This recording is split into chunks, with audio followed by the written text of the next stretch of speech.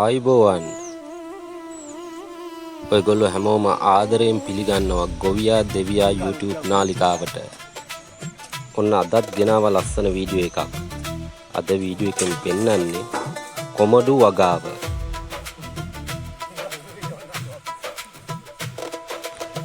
කොමඩු හිටවන්නේ කොහොමද?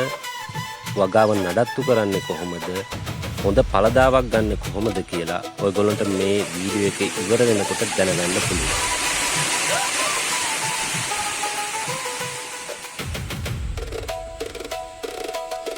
වීඩියෝ එක ඉවර වෙනකම් බලන්න.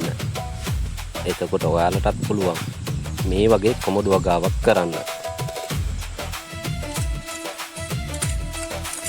වීඩියෝ එක බලද්දී ඔයාලට එන ප්‍රශ්න කමෙන්ට් විදිහට එවන්න. ඒවට අනිවාර්යයෙන්ම අපි උත්තර දෙනවා.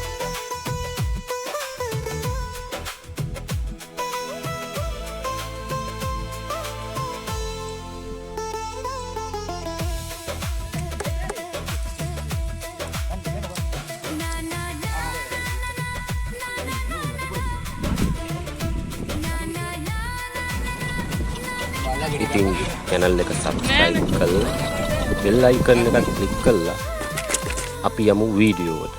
එහෙනම් බලමුද වීඩියෝ එක.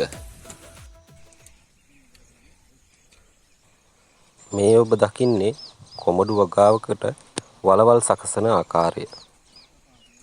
වලවල් අතර පරතරය අඩි 3මාරක් 4ක් වගේ වෙන්න ඕනේ. එහෙම වලවල් හදාගෙන ඒවට මුලින්ම පොහොර යොදනවා. මේ යොදන පොහොර පසේ වැඩි කාලයක් රඳා පවතින පොහොර වෙන්න ඕනේ. යාරමිලා, මඩ පොහොර, නිල් කැට, දම් කැට වගේ පොහොර මිශ්‍රණය කරලා තමයි මේ වලවල් වලට යොදන්නේ. එහෙම පොහොර යොදපු වලවල් මෙන්න මේ විදිහට ගොඩලි ආකාරයට සකසනවා. එහෙම කරන්නේ මහා වැහිවලදී මේ කොමඩු පැලවලට කිසිම හානියක් නොවෙන්න. කොමඩු භෝගයට වැහි වැඩි වුණොත් ඉක්මනින් දිලීර රෝග හට ගන්නවා. ඒක වළක්වන්න තමයි මේ විදිහට බිම් සකසගන්නේ. ඒ වගේම මේ බීජවලට අනිවාර්යෙන් බීජ ප්‍රතිකාරකයක් යොදන්න ඕනේ. මේ එහෙම බීජ ප්‍රතිකාරකයක් යොදපු කොමඩු ඇට. මේ ඔබ දකින්නේ එහෙම හදාගත්ත වලවල් වල කොමඩු ඇට හිටවන හැටි. එක වලකට ඇට 3ක් වගේ තමයි යොදන්නේ.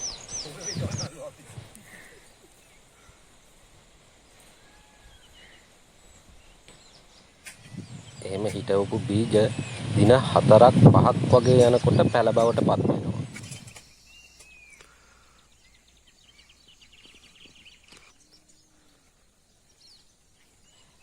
මේ ඔබ දකින්නේ දින 10ක් වගේ වුණ කොමඩු වගාව. පේනවනේ වහින වැහි.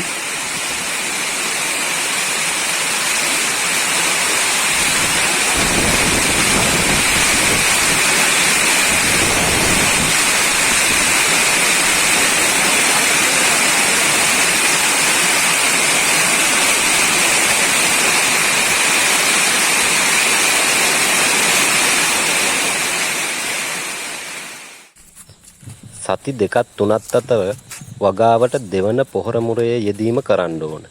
බලන්නකෝ ඒක කරන හැටි.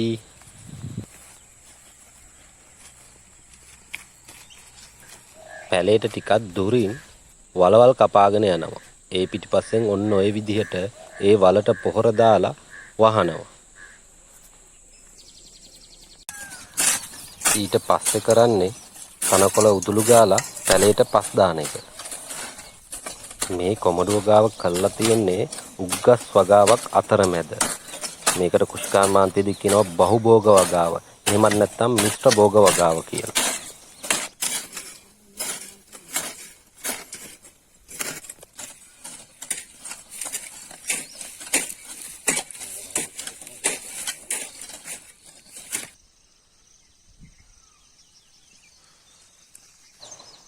මේ ඔබ දකින්නේ දවස් 20ක් වගේ වුණු කොමඩු වගාව.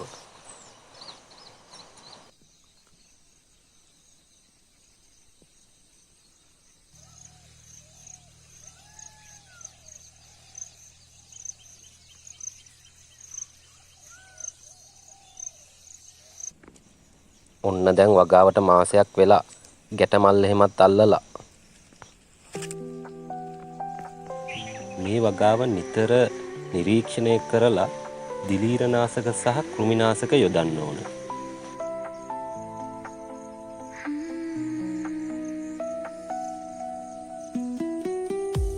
වගාවේ කුඩා අවධියේදී පැලමැක්කාගේ සහ මයිටා වගේ හානිය මර්ධනය කරගන්නම ඕන. ඒ වගේම ගෙඩි අල්ලන මේ අවධියේදී පළතුරු මැස්සව මර්ධනය කරගන්නම ඕන.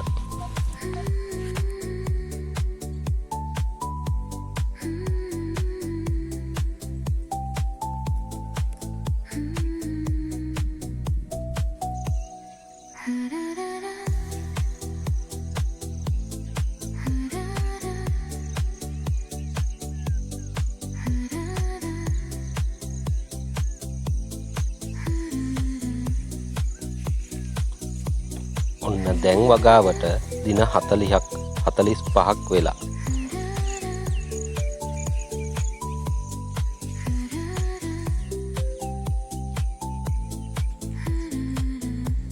පේනවනේ දැන් උග්ගස් වගාවත් ලොකුයි. ඊළඟ දවසේ උග්ගස් වගාව ගැනත් වීඩියෝ එකක් ගේන්නම්කෝ.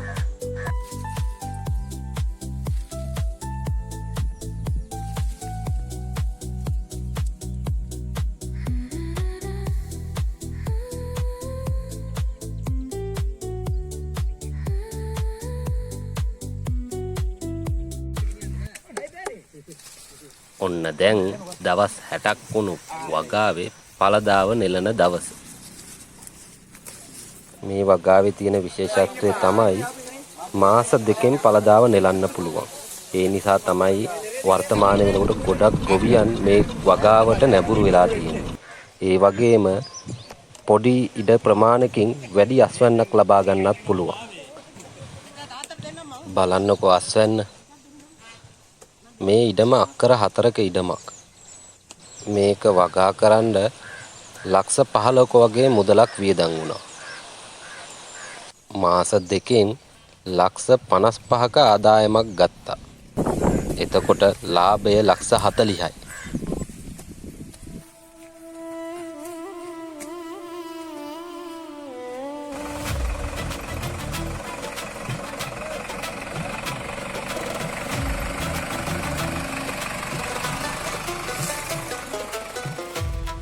කොමඩු කියන්නේ ලොකුඩා කවුරුත් කැමති පළතුරක්. ඒ නිසා මේකට වෙළඳපොලේ හොඳ ඉල්ලුමක් තියෙනවා. හරියට මේ වගේ නඩත්තු කරලා කොමඩු වගාවක් කරොත් ගොඩ තමයි. ඉතින් යාළුවනේ ඔයාලා මේ වීඩියෝ එක බලලා දෙයක් ඉගෙන ගත්තා නම් මතක් කරලා ලයික් එකක් කමෙන්ට් එකක් දාන්න. ඒ වගේම channel එකට subscribe කරන්න.